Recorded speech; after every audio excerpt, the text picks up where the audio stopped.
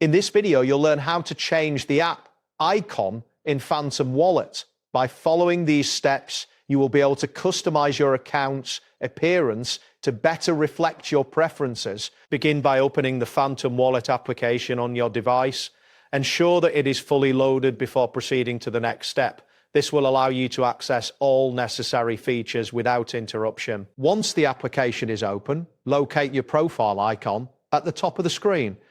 This icon typically displays your username, which in this example is at calmstove831. Click on this profile icon to access your account settings. After clicking the profile icon, a menu will appear. From this menu, select the option labeled Manage Accounts. This section allows you to see all accounts linked to your Phantom Wallet. Next, you will see a list of accounts.